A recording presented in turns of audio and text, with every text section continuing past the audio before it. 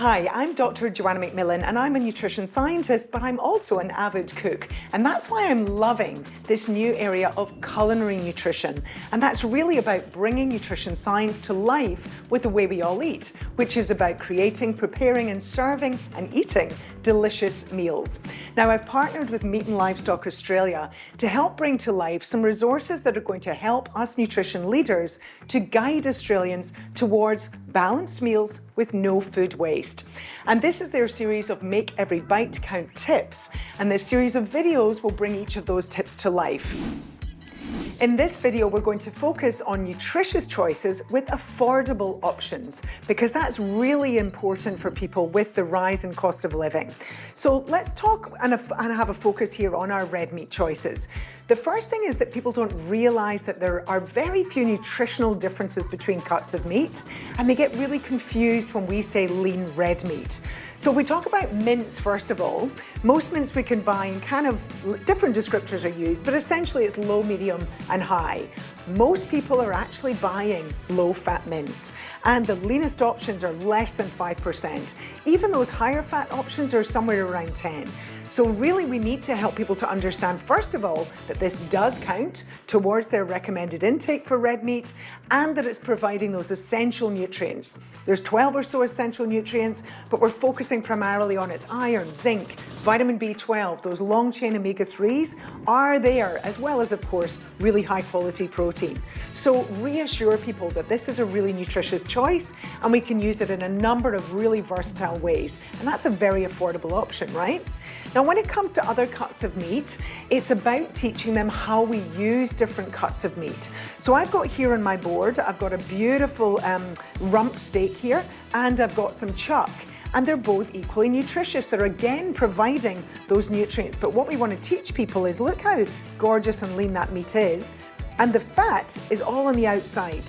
So it's just about teaching people how to trim that extra fat, and what you're left with is an incredibly lean option. What we just have to do then is teach them how to use it in an appropriate way to make the most delicious, balanced meals. So I trim off that extra salvage fat. And then I can cut this into my rough portions. Now take a look at this chuck steak. So this is one that we want to cook long and slow, but again, people get confused and think, does that mean it's a fatty cut? And actually it's not. All that this cut has is a lot more connective tissue in it, but again, I can just remove that salvage fat and I've got an incredibly lovely lean option. And I'm going to dice this one because this is going long and slow into my casserole style cooking. The reason you're cooking it long and slow is so that that connective tissue breaks down and you end up with a beautiful, tender result that's delicious at the end of the day. So it's just those tips as to how to prepare this meat in a very different way to my rump. So the key point here is about guiding people as to how they can use different cuts of meat and reminding them that it's all equally nutritious. So my gorgeous rump, well, that's one of my favorite cuts of meat because it's so versatile. So you can pop this on the barbecue as a steak, you can slice it and use it in a stir fry, you can use it in a casserole, or you can buy it in a bigger piece indeed and do it as a roast. The chuck needs long, slow cooking to really melt down that connective tissue. So this is the perfect cut for using in the slow cooker or popping it into a casserole that you can slow cook in the oven. Really long, slow cooking is the key here. And then our mince, of course, can be a traditional bolognese, but it can also be a chili con carne. Make it into meatballs, make it into koftas, a whole lot of different ways that we can use mince. So this is the key, helping people to understand all of those different options, making it more affordable, but also importantly, giving that variety in the different balanced meals they have across the course of the week. I'm often asked about grass versus grain-fed meat, but you know, here in Australia, most beef and lamb are raised on pasture. And if they are grain-fed, it's for a very short period of time. So really the nutritional differences are not significant. The main thing is to look for that salvage fat and to be able to cut it off to show that all of that meat is lean. We have very little marbled meat here in Australia.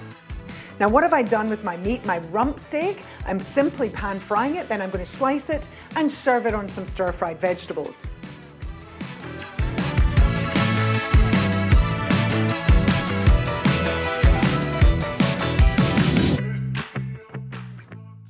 The chuck is absolutely perfect for a casserole like I've done here. Long and slow cooking, and then don't forget to add the veggies at the end.